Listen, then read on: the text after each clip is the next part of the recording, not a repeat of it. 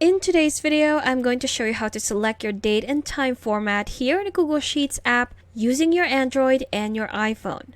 So I have my example data open right here on the Sheets app on the Android. And if I want to format these dates and time into different formats, here's how to do it.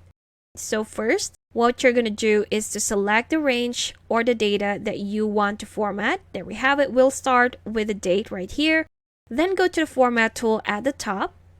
Here are your options, and if we swipe up a little and select this number right here, which is your number format, tap on it. Here's your number format. We have the different options, and at the bottom you will see, if you swipe up all the way up, there you go, we have more date and time format.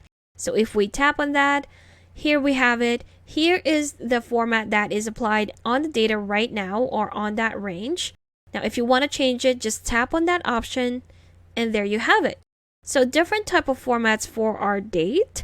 And if you want it to look like this or that, it's totally up to you. Just select the format that you want and it will automatically be applied to your range. Let's close that off and there you have it. So now instead of having the month, then the day, then the year, we have the day, the month, and the year on this format. Now let's try it on our time right here. So these are different times and it's in the 24-hour format.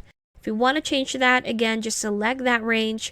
Go to the format tool at the top, swipe up a little and select this number format right here. Just tap on it.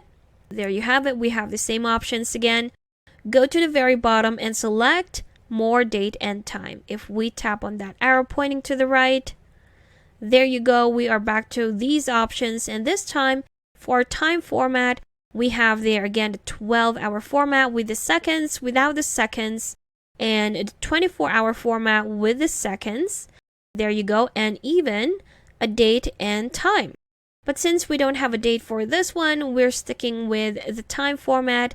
And let's say we're going for the 12-hour format with the seconds.